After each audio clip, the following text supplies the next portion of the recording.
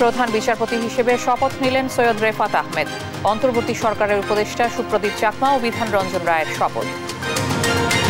শুধু মন্ত্রণালয় নয়, পুরো দেশের পরিস্থিতি চ্যালেঞ্জিং। ডিজিটাল ক্র্যাকডাউনে জড়িতদের বিরুদ্ধে ব্যবস্থার ঘোষণা স্বচিবালয় উপদেষ্টারা। পুলিশকে লাঠিয়াল হিসেবে ব্যবহার করা হয়েছে বললেন স্বরাষ্ট্র উপদেষ্টা। আন্দোলনে গুলির হুকুমদাতাদের খুঁজে বের করার ঘোষণা। শঙ্কা নিয়েই কাজে ফিরছেন পুলিশ সদস্যরা। স্বল্প পরিসরে চলছে কার্যক্রম। সড়কে ট্রাফিকের দায়িত্ব সামলাচ্ছে শিক্ষার্থী জনতা। এবং ইসলামী ব্যাংকের প্রধান কার্যালয়ে কর্মকর্তা কর্মচারীদের বিক্ষোভে প্রতিপক্ষের হামলা। কর্মকর্তা সহ অন্তত 5 জন গুলিবিদ্ধ।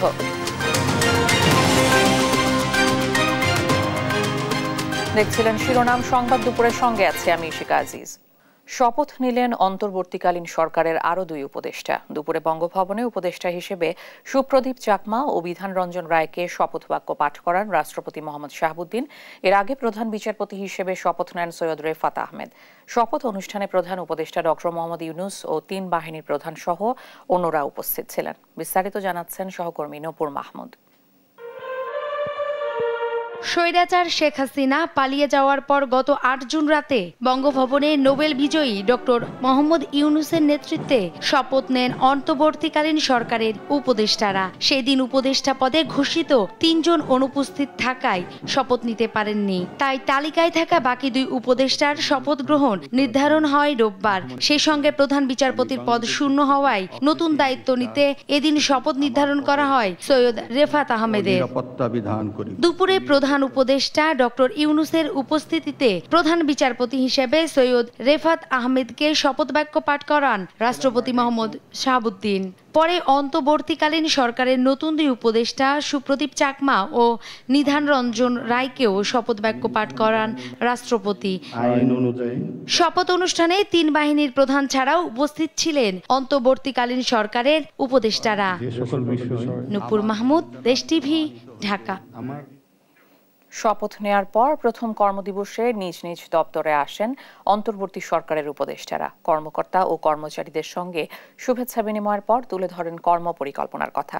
স্থানীয় সরকার উপদেষ্টা AF হাসান আরিফ জানান, শুধু মন্ত্রণালয় নয়, পুরো দেশের পরিস্থিতি এখন চ্যালেঞ্জিং। আর কোটা আন্দোলন ঘিরে ডিজিটাল ক্র্যাকডাউনে জড়িতদের বিরুদ্ধে ব্যবস্থার ঘোষণা দেন ICT উপদেষ্টা নাহিদ ইসলাম। ফখরুল ইসলামকে সঙ্গে নিয়ে বিস্তারিত জানাচ্ছেন মাহমুদ হাসান। অন্তর্বর্তী সরকার শপথ নেয়ার পর প্রথম কর্মদিবসে সচিবালয়ে আসেন উপদেষ্টারা। এ সময় তাদেরকে উষ্ণ শুভেচ্ছা জানান কর্মকর্তা কর্মচারীরা। প্রথম কর্মদিবসে কর্মকর্তা কর্মচারীদের সঙ্গে মতবিনিময় করেন ডাক, টেলিযোগাযোগ ও তথ্য প্রযুক্তি উপদেষ্টা নাহিদ হাসান। আন্দোলনের সময় ডিজিটাল ক্র্যাকডাউনের সঙ্গে জড়িতদের বিরুদ্ধে ব্যবস্থা নেওয়া হবে বলে জানান তিনি। তথ্য প্রযুক্তির যে বিপ্লব চলছে সেখানে বাংলাদেশকে নেতৃত্ব দিতে আমি মনে করি বাংলাদেশের তরুণ প্রজন্ম সক্ষম, শুধু প্রয়োজন তাদেরকে সেই সুযোগটি করে দেওয়া। ক্রীড়া ক্ষেত্রে সিস্টেমের পরিবর্তন এনে ঢেলে সাজাতে চান যুব ও ক্রীড়া উপদেষ্টা আসিফ মাহমুদ সজীব ভুঁইয়া। অনেক চ্যালেঞ্জের কথা উল্লেখ করে স্থানীয় সরকার উপদেষ্টা AF হাসান আরিফ জানান, এতদিন ভুল ধরিয়ে দিতে রিট করেছি, যেটা থিওরি ছিল, এখন তা প্র্যাকটিক্যালি যে কাজকর্মগুলো হচ্ছে ওখানে কি কারণে এই মন্ত্রণালয়ের বিরুদ্ধে মামলা করতে হচ্ছে মানুষকে। তো তাহলে একটা হয়তো আমার সুযোগ যে সেই যেখানে ভুলগুলো হয়, যার কারণে মানুষের হয়রানি হওয়ার কারণে আলটিমেটলি সে তাকে হাইস্ট কোর্টে আসতে হয়, এইটা যতটা মিনিমাইজ করা যায়। পরিবেশের ন্যায় প্রতিষ্ঠার লক্ষ্যে অন্যায়ের বিরুদ্ধে লড়াই চালিয়ে যাওয়ার প্রতিশ্রুতি দেন পরিবেশ, বন ও জলবায়ু পরিবর্তন উপদেষ্টা সৈয়দা রিজওয়ানা হাসান। পরিবেশ, বন ও জলবায়ু বিষয়ক মন্ত্রণালয়ের অধীনে যতগুলো বিভাগ আছে তারা যেন পরিবেশ ন্যায় বিচারটাকে তাদের দর্শন হিসাবে গ্রহণ করে এবং সেভাবে তাদের কর্মপরিকল্পনাকে সাজায়। সেটা এই অবস্থানে থেকে আমি চেষ্টা করব যতটুকু সম্ভব আপনাদেরকে সকলকে সাথে নিয়ে একটা নেতৃত্ব দিতে। ছাত্র জনতার গণ অভ্যুত্থানে স্বৈরাচার শেখ হাসিনার পতনের পর গেল বৃহস্পতিবার শপথ নেয় অন্তর্বর্তী সরকার। মাহমুদ হাসান, দেশ টিভি, ঢাকা। কুষ্টিয়ায় আবারও ঊর্ধ্বমুখী চালের বাজার। সপ্তাহের ব্যবধানে মিনিকেট সহ সব ধরনের চালের দাম কেজিতে বেড়েছে 3 টাকা। তবে স্থিতিশীল রয়েছে সবজি সহ মাছ মাংসের বাজার। এদিকে তদারকির দায়িত্বে থাকা কর্মকর্তারা মাঠে না থাকলেও দাম নিয়ন্ত্রণে কাজ করছে শিক্ষার্থীরা। ভোক্তাদের প্রত্যাশা, পণ্যের দাম নাগালের মধ্যে আনতে দ্রুতই কার্যকরী পদক্ষেপ নেবে নতুন সরকার। ইরফান রানার ক্যামেরায় কুষ্টিয়া থেকে নাহিদ হাসান তিতাসের রিপোর্ট। স্বৈরাচার শেখ হাসিনা সরকার পতনের পর কুষ্টিয়ায় স্বাভাবিক হতে শুরু করেছে জনজীবন। তবে স্বস্তি ফেরেনি নিত্যপণ্যের বাজারে। সপ্তাহের ব্যবধানে কুষ্টিয়ার বাজারে সব ধরনের চালের দাম কেজিতে বেড়েছে 2 থেকে 3 টাকা।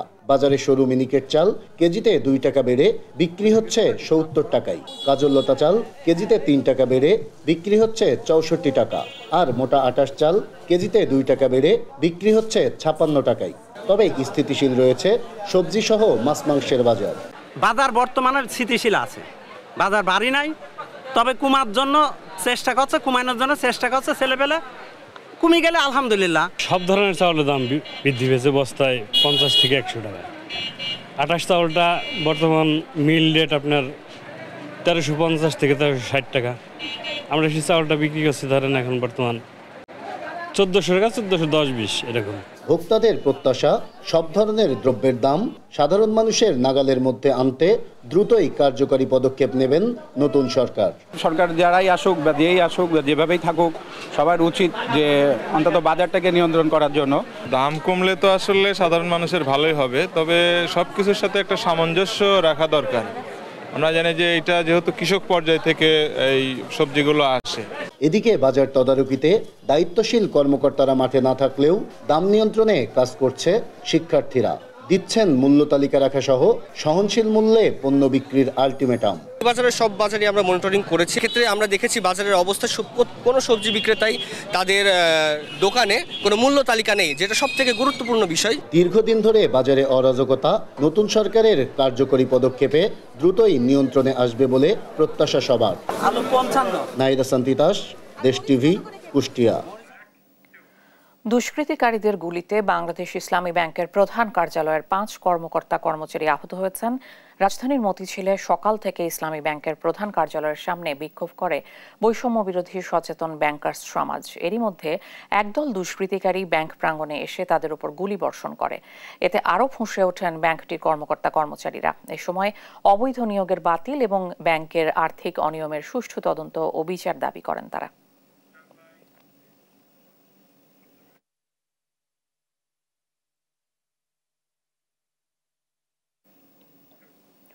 হাসিনা সরকার পুলিশকে লাঠিয়াল বাহিনী হিসেবে ব্যবহার করেছে বলে মন্তব্য করেছেন স্বরাষ্ট্র উপদেষ্টা অবসরপ্রাপ্ত brigadier general M Sakhawat Hossain. দুপুরে রাজধানীর রাজারবাগে পুলিশ হাসপাতালে আহতদের দেখতে গিয়ে কথা বলেন তিনি। এ সময় স্বরাষ্ট্র উপদেষ্টা গুলি করার হুকুমদাতাদের খুঁজে বের করে আন্তর্জাতিক তদন্ত করা হবে বলেও জানান। ট্রাফিকের দায়িত্বে থাকা শিক্ষার্থীদের পুলিশকে মূল্যায়ন করার নির্দেশনাও দেন তিনি। সেই সঙ্গে কোনো মিডিয়া চাটুকারিতা করলে বন্ধ করে দেওয়ার হুঁশিয়ারিও দেন স্বরাষ্ট্র উপদেষ্টা। নির্দিষ্ট তারিখের মধ্যে পুলিশ সদস্যরা নিজ নিজ কর্মস্থলে না ফিরলে তাদের পদ পূরণ করা হবে বলেও জানান তিনি।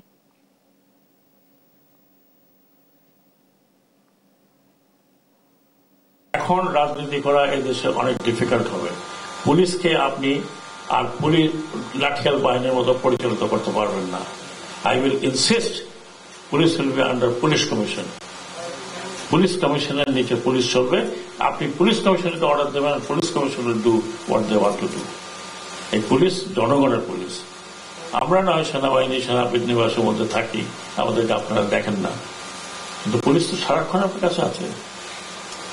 আজকে অবস্থা দেখেন, প্রতিদিন সন্ধ্যার সময় শুনি যে ডাকাতি হচ্ছে। কি করবে পুলিশ? নাই, পুলিশ ডিমোরালাইজড হয়ে গেছে। নতুন অন্তর্বর্তী সরকারকে ঘিরে নানা প্রত্যাশা সারা দেশের জনসাধারণের। সাধারণ মানুষের প্রত্যাশা বৈষম্যহীন ও দুর্নীতিমুক্ত একটি সমাজ ব্যবস্থা। সারা দেশ থেকে সহকর্মীদের পাঠানো তথ্যচিত্রে ফারিহা ইসলামের ডেস্ক রিপোর্ট। রাষ্ট্র পরিচালনায় ছাত্র জনতা বেছে নিয়েছেন নোবেল বিজয়ী ডক্টর মোহাম্মদ ইউনূসকে। অন্তর্বর্তীকালীন নতুন এই সরকারের কাছে জনগণের প্রত্যাশা অনেক। গাজীপুরের সাধারণ মানুষের প্রত্যাশা দুর্নীতিমুক্ত একটি সমাজ ব্যবস্থা, পাশাপাশি দ্রব্যমূল্য নিয়ন্ত্রণে রাখা শক্তিশালী পুলিশ ব্যবস্থা ও পরিচ্ছন্ন সমাজের প্রত্যাশা তাদের। বাজারের যে ঊর্ধ্বগতি, এগুলির দাম কমাইতে হবে। নির্বাচনে তো তাড়াহাড়ি করার কোনো প্রয়োজন নাই। ঠান্ডার মতন সুস্থ হইলে তারপরে ভালোভাবে করবো। দেশটা শান্তি থাক, মানুষের শান্তি হোক, এই দুর্নীতি থেকে মুক্তি হোক, আমরা এই সরকারের স্থানে এই অনুরোধ করতেছি। জনগণ যেন ভালোভাবে চলতে পারে, তার স্বাধীনতা গুছায় বলতে পারে, এমনকি সামাজিকভাবে কোনো অপরাধ থাকলে সেই অপরাধ সম্পর্কে যেন তারা অবগত থাকে, এমনকি অপরাধের বিচার চাইতে পারে। দ্রুত আইন শৃঙ্খলা পরিস্থিতির উন্নতির দাবি বরিশালের সাধারণ মানুষের। আইন শৃঙ্খলার উন্নতি করবার জন্য যে বিষয়টি আমাদেরকে খেয়াল রাখতে হবে যে আমরা হিউম্যান ডিক্লারেশন অনুযায়ী প্রত্যেকটি সাংবিধানিক যে অধিকার রয়েছে এই অধিকারগুলো জনগণ যেন বঞ্চিত না হয় এবং পরিপূর্ণভাবে এই অধিকারগুলো যেন রক্ষা করা হয়। দুর্নীতি ও সন্ত্রাস রুখে দিয়ে সিন্ডিকেট মুক্ত বাজার ব্যবস্থা নিশ্চিতের আহ্বান টাঙ্গাইলের নাগরিক সমাজের। মাদক মুক্ত বাংলাদেশ থাকুক, সন্ত্রাস যেন না থাকে, দ্রব্যমূল্যের ঊর্ধ্বগতি এটা সরকার নিয়ন্ত্রণ করুক, সাধারণ মানুষ যেন বেঁচে খেয়ে বাঁচতে পারে। আমরা দুর্নীতি মুক্ত সমাজ চাই। তারুণ্যের সম্ভাবনাকে উপজীব্য করে দৃশ্যমান উন্নতির আশা সাতক্ষীরাবাসীর। টেকসই বেড়িবাঁধের নিরাপত্তা বেষ্টনীতে নিশ্চিন্তে ঘুমাতে চান উপকূলবাসী। তারুণ্যের যে বিজয়, তারুণ্যের যে সম্ভাবনা, সেই জায়গাকে কাজে লাগিয়ে আমাদের কিন্তু এই সরকারের কাছে প্রচণ্ড প্রত্যাশার জায়গা তৈরি হয়েছে। সরকারের প্রধানতম একটি কাজ হবে সাতক্ষীরার জন্য, এই উপকূলের মানুষের জন্য আলাদা একটি কার্যক্রম হাতে নেওয়া, এবং যেটি দীর্ঘমেয়াদীভাবে উপকূলের মানুষকে তার জীবনযাত্রাকে ফিরিয়ে আনতে স্বাভাবিক করতে সহায়তা করবে। সব অন্ধকার কাটিয়ে মাথা উঁচু করে দাঁড়াবে নতুন বাংলাদেশ, এমনটাই প্রত্যাশা দেশবাসীর। ফারিহা ইসলাম মিম, নিউজ ডেস্ক, দেশ টিভি। রাজধানীর থানাগুলোতে ফিরতে শুরু করেছেন পুলিশ সদস্যরা। স্বল্প পরিসরে অনেক থানার কার্যক্রম শুরু হলেও কাটেনি শঙ্কা। কয়েকটি থানায় চালু হয়েছে জরুরি সেবা। পুরোদমে কাজ শুরু করতে সবার সহযোগিতা চান পুলিশ। মাজহারুল ইসলামের রিপোর্ট। সকাল থেকে রাজধানীর কয়েকটি থানা ঘুরে ভিন্ন ভিন্ন চিত্র দেখা যায়। ডিএমপির 50টি থানার মধ্যে কয়েকটি থানায় স্বল্প পরিসরে কার্যক্রম শুরু হলেও এখনো বন্ধ অনেক থানা। সকাল থেকে সাদা পোশাকে কাজ করছেন মতিঝিল থানার সদস্যরা। শুরু করেছেন জিডি ও মামলা নেওয়ার কার্যক্রম। রাজধানীর ওয়ারী থানায় পুলিশ সদস্যরা থানায় ফিরলেও আসবাবপত্র পড়ে যাওয়া এখনো কাজ শুরু করতে পারেনি। নিরাপত্তার দায়িত্ব পালন করছেন সেনাবাহিনী ও আনসার সদস্যরা। দ্রুতই সবাইকে নিয়ে কাজ শুরুর কথা জানালেন থানার দায়িত্বপ্রাপ্ত কর্মকর্তা। আমাদের যে লজিস্টিক সাপোর্ট ছিল কিছুই নাই, আমরা থানায় একটা কলমও নাই, সবকিছু দূর হয়ে গেছে। এই প্রেক্ষিতে তারপরেও আমরা আমাদের আইজিপি স্যারের নির্দেশ মোতাবেক গত 8 তারিখেই আমরা থানায় এসেছি এবং এসে আমরা চিন্তা করছি অন্তত একটা রুম বা একটা সাইট পরিষ্কার করে আমরা কার্যক্রমটা শুরু করতে পারি কিনা, সেই লক্ষ্যে আমরা গত সচিবালয়ে কথা বলছেন স্বরাষ্ট্র উপদেষ্টা। সরাসরি যাচ্ছে সেখানে। এখানে আসলে ভালো হবে না ভাই, আমি পাবলিকও না, আমি পলিটিশিয়ানও না, আমার ব্যাকগ্রাউন্ড হচ্ছে ফৌজি মানুষ। যা বলবো তাই করবো। আমি এখানে একদিন থাকি আর 3 দিন থাকি, 10 দিন আছি। আর চাঁদাবাজি করবেন যেই পার্টি হোক, সেই পার্টিকে আমি বারবার বলছি যে চাঁদাবাজি করবেন না, মানুষের দুর্ভোগ পাবেন না। তাহলে আমি জনগণকে বলবো যে আপনাদেরকে পিটাই দিতে, যারা চাঁদাবাজি করবে। আর যারা চাঁদাবাজি করবে তাদেরকে ওখানেই ধরেন, পিটাবেন না, ওখানেই ধরেন। কি করার লাগে সেটা আমরা করব। ল অ্যান্ড অর্ডারটা নিয়ে আসেন। এ দেশ এভাবে চলতে পারে না, এ দেশ আরেক দিকে যেতে পারে না। এটা কাউকে আমরা লিজ দিতে পারি না। আপনাদের পূর্বপুরুষরা এখানে 30 লক্ষ লোক রক্ত দিয়েছে। 2 লক্ষ তো না, 3 লক্ষ, 2 লক্ষ মা বোন তারা ইজ্জত দিয়েছে। আপনাদের লজ্জা করে না? এরপরে এই বাচ্চা ছেলেপেলেরা আপনাদের জন্য এই একটা উন্মুক্ত পরিবেশ করে দিয়েছে। আপনাদের লজ্জা করে না? আপনারা তাদের রক্তের উপরে পলিটিক্স করবেন আর চাঁদাবাজি করবেন?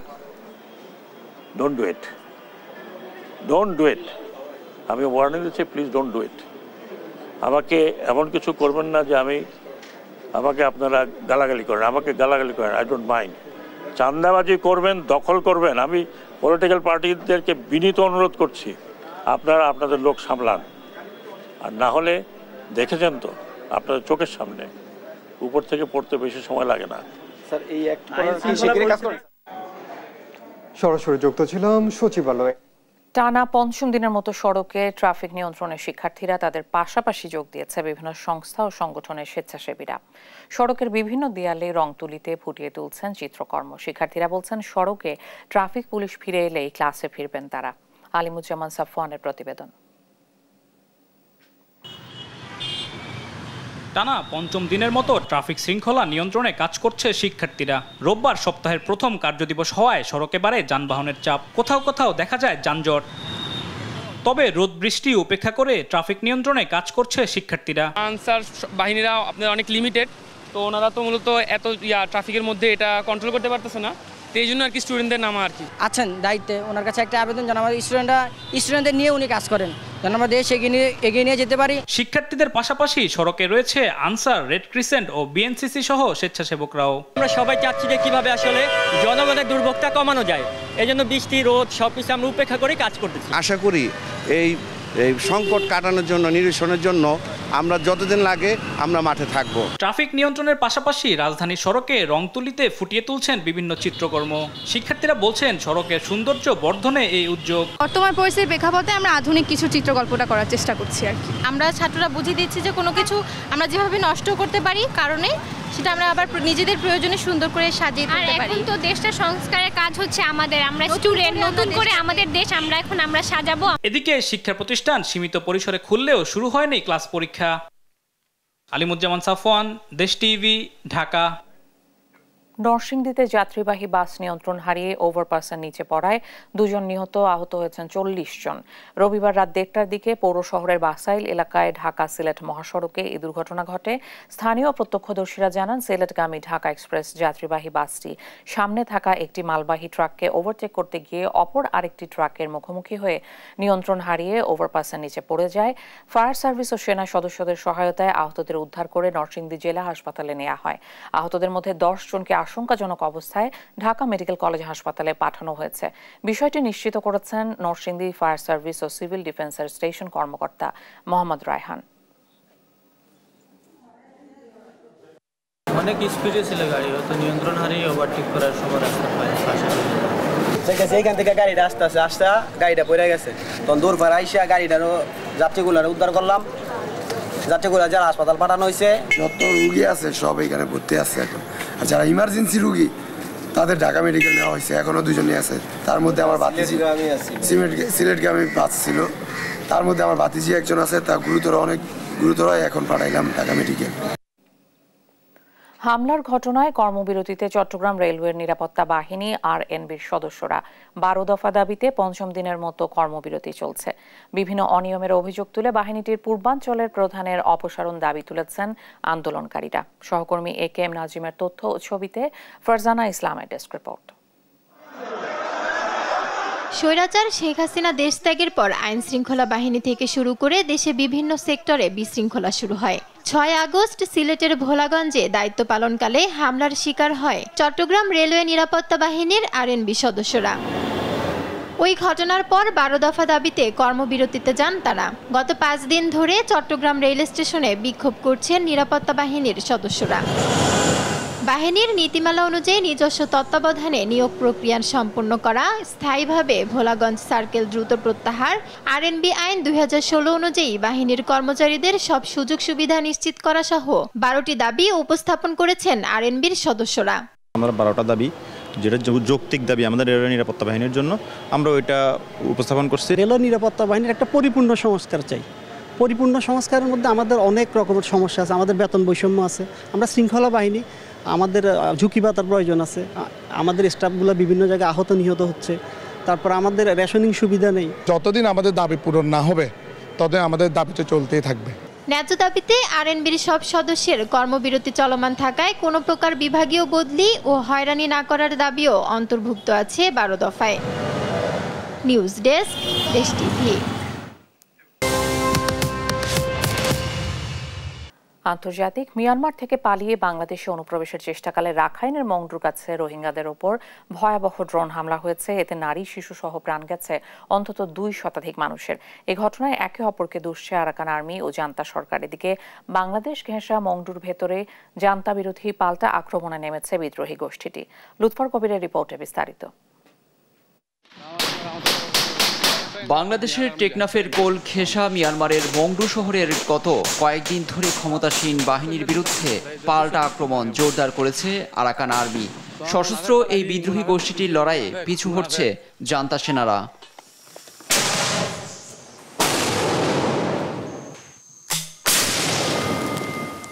রোববার মিয়ানমারের নারিনজারার প্রতিবেদনে এসেছে নৃতাত্ত্বিক সশস্ত্র গোষ্ঠীটিকে লক্ষ্য করে এলোপাতারি বিমান হামলা চালাচ্ছে জান্তা বাহিনী। এতে লক্ষ্যবস্তু হচ্ছে সেখানকার আবাসিক বাড়িঘর। দুপক্ষের তীব্র লড়াইয়ের মধ্যে পড়েছে হাজার হাজার বাসিন্দা, আটকা পড়েছেন মুসলিম সহ নানা ধর্মের মানুষ। তবে জীবন বাঁচাতে পালাতে পেরেছেন কেউ কেউ। স্থানীয়রা বলছেন এই পরিস্থিতিতে মংডুতে থাকার মতো কোনো অবস্থাই নেই। শীঘ্রই শহরটিতে জান্তার পতন ঘটবে বলে ধারণা করছে আঞ্চলিক রাজনৈতিক বিশ্লেষকরা। এর মাঝেই উপকূলীয় শহর মংডুর ঠিক বাইরে রোহিঙ্গাদের ওপর ভয়াবহ ড্রোন হামলা হয়েছে। তারা বাংলাদেশে অনুপ্রবেশের চেষ্টা চালাচ্ছিলেন। হামলায় প্রাণ গেছে 2 শতাধিক রোহিঙ্গার। প্রত্যক্ষদর্শীদের বর্ণনায় জানা গেছে ঘটনাস্থলে ছড়িয়ে ছিটিয়ে রয়েছে লাশ। প্রিয়জনদের খোঁজে ভিড় করছেন স্বজনরা। এর দায় কেউ না নিলেও একে অপরকে দুষছে জান্তা সরকার ও আরাকান আর্মি। গেল নভেম্বরের পর সবচেয়ে বড় প্রাণহানির ঘটনা বলা হচ্ছে। লুৎফর কবির, নিউজ ডেস্ক, দেশ টিভি। দেখছেন সংবাদ দুপুর।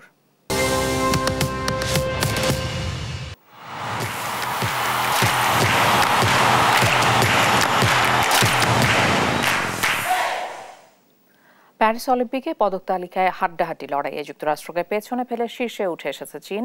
এদিকে বাস্কেটবলে ইতিহাস গড়েছে যুক্তরাষ্ট্র। স্বাগতিক ফ্রান্সকে হারিয়ে এই ইভেন্টে ছেলেদের টানা 5ম স্বর্ণ জিতেছে কিংবদন্তি লেব্রন জেমসের দল।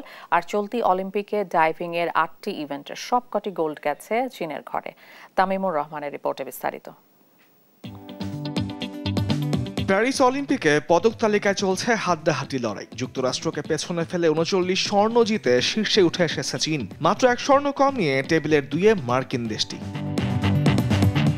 তবে তার আগে বাস্কেটবলে ইতিহাস গড়েছে যুক্তরাষ্ট্র। স্বাগতিক ফ্রান্সকে হারিয়ে এই ইভেন্টে ছেলেদের টানা 5ম স্বর্ণ জিতেছে কিংবদন্তি লেব্রন জেমসের দল। 39 বছর বয়সী জেমস এই নিয়ে তৃতীয়বারের মতো অলিম্পিকে গোল্ড। আর কেভিন ডুরান্ট ইতিহাস গড়ে প্রথম পুরুষ বাস্কেটবল খেলোয়াড় হিসেবে অলিম্পিকে জিতলেন 4টি গোল্ড। মেয়েদের জ্যাভলিন থ্রোর বর্তমান বিশ্ব চ্যাম্পিয়ন জাপানের হারুকা কিতাগুচি দেশকে এনে দিয়েছেন এই ইভেন্টে স্বর্ণ। এই ইভেন্টে এটাই জাপানের সর্বোচ্চ সাফল্য। সিঙ্ক্রোনাইজিং সুইমিং এ ডুয়েট ফ্রি ইভেন্টে চীনকে প্রথমবারের মতো স্বর্ণ এনে দিয়েছেন যমজ বোন ওয়াং লিউই ও ওয়াং কিয়ানি। এই ইভেন্টের রৌপ্য কাছে গ্রেট ব্রিটেনের ঘরে। এদিকে ব্রাজিলকে 1-0 গোলে হারিয়ে মেয়েদের ফুটবলে 5মবার স্বর্ণ জিতেছে যুক্তরাষ্ট্র। এই জয়ে 12 বছর পর অলিম্পিকে গোল্ড জিতল যুক্তরাষ্ট্রের নারী ফুটবল দল। আর 3বার অলিম্পিকের ফাইনালে উঠে 3বারই রৌপ্য নিয়ে বাড়ি ফিরতে হলো ব্রাজিলকে। ডাইভিং ইতিহাস করে ডাইভার কাও ইউয়ান প্যারিস অলিম্পিকে চীনকে স্বর্ণ এনে দিয়েছেন। এবারের অলিম্পিক ডাইভিং এর 8টি ইভেন্টের সবকটি গোল্ড গেছে চীনের ঘরে। এছাড়াও ভারোত্তোলনে চীনকে 4র্থ গোল্ড এনে দিয়েছেন লিউ হুয়ানহুয়া। ছেলেদের 102 কেজি ইভেন্টে বিশ্ব রেকর্ড গড়েছেন লিও। প্যারিসে পর্যন্ত ভারোত্তোলনের 7টি ইভেন্টের 4টিতেই গোল্ড জিতল চীন। তামিমুর রহমান, স্পোর্টস ডেস্ক, দেশ টিভি। 8-10টা সাধারণ মানুষের মতো বিসিবিকে ঢেলে সাজানোর পক্ষে বোর্ডের সাবেক পরিচালক খন্দকার জামিল উদ্দিন। দেশ টিভিকে দেয়া একান্ত সাক্ষাৎকারে তিনি বলেন, এক্ষেত্রে নির্দিষ্ট প্রক্রিয়ার মাধ্যমে এগুতে হবে বাংলাদেশ ক্রিকেট বোর্ডকে। পার্শ্ববর্তী দেশ শ্রীলঙ্কার উদাহরণ টেনে আইসিসি নিষেধাজ্ঞার কথা মনে করিয়ে দেন জামিল উদ্দিন। বিস্তারিত জানাচ্ছেন আল মাহমুদ ফাহিম। শেখ হাসিনার পদত্যাগের পর দেশের প্রায় সব ক্ষেত্রেই ব্যাপক পরিবর্তন চোখে এসেছে। সেটার বাইরে নেই দেশের ক্রিকেট আঙ্গিনাও। কিন্তু সরকার পতনের পর থেকেই বাংলাদেশ ক্রিকেট বোর্ডের সভাপতি নাজমুল হাসান পাপন ক্রিকেটের দৃশ্যপটে নেই। পাপন ছাড়াও পরিচালকদের মধ্যেও অনেকেই আওয়ামী লীগের রাজনীতির সঙ্গে সরাসরি যুক্ত ছিল। তারা হঠাৎ গা ঢাকা দেওয়ায় অভিভাবক শূন্য এখন দেশের ক্রিকেট। সাম্প্রতিক সময়ে আমরা শ্রীলঙ্কার উদাহরণটা আমরা সবাই জানি যে ওয়ার্ল্ড কাপের ব্যর্থতার পর আইসিসির সঙ্গে কথা বলা ছাড়াই বোর্ডটা ভেঙে দেওয়া হয়েছিল। আইসিসি 24 ঘন্টার মধ্যে শ্রীলঙ্কা বোর্ডকে কালো তালিকাভুক্ত করেছে। তারপরে শ্রীলঙ্কা সরকার আবার বাধ্য হয়ে পুরান বোর্ডটাকেই আবার তাদেরকে নতুন করে রিইনস্টিটিউট করতে হয়েছে। এমন পরিস্থিতিতে দেশের সর্বস্তরের মানুষের দাবি নতুন করে বিসিবিকে ঢেলে সাজানোর। পার্শ্ববর্তী দেশের অভিজ্ঞতা নিয়ে বোর্ডের রদবদলের পক্ষে সাবেক বোর্ড পরিচালক জামিল উদ্দিন। আমি প্রথমে ধন্যবাদ জানাই একজন তরুণ প্রজন্মের একজন সমন্বয়ক যিনি ক্রীড়া উপদেষ্টার দায়িত্ব পেয়েছেন, তাকে আমি ধন্যবাদ জানাই, অভিনন্দন জানাই।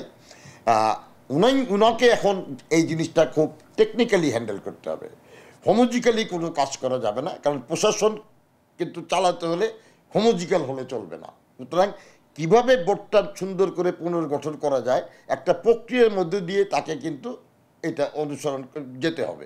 দেশের ক্রিকেটের এমন পরিস্থিতিতে বোর্ডের বর্তমান পর্ষদ যদি পদত্যাগ না করে সেক্ষেত্রে নির্দিষ্ট প্রক্রিয়ার মাধ্যমে সমাধানের কথা জানান জামিল। দুইটা রাস্তা, এক হচ্ছে পদত্যাগ করা বর্তমান পর্ষদকে, সেকেন্ড হচ্ছে যদি পদত্যাগ না করেন তাহলে আইসিসির কাছ থেকে অনুমোদন নিয়ে একটা পর্ষদ গঠন করা। এর বাইরে কিন্তু কোনো প্রক্রিয়া নাই। সুতরাং এর মধ্য দিয়েই একটা নতুন পর্ষদ গঠন করতে হবে। এর আগেও বাংলাদেশ ক্রিকেট বোর্ডে দুবার দেখা গিয়েছিল অন্তর্বর্তীকালীন কমিটি। 2007 সালে সে সময়ের তত্ত্বাবধায়ক সরকারের অধীনে দেয়া হয়েছিল অ্যাডহক কমিটি। এছাড়া 2013 সালে আহম মোস্তফা কামাল ও নাজমুল হাসান পাপনের মধ্যবর্তী সময়েও ছিল অন্তর্বর্তীকালীন এক committee. Al Mahmud Fahim, sports desk, দেশ টিভি। এ পর্যায়ে সংবাদ শিরোনাম জানিয়ে দিচ্ছি আরেকবার।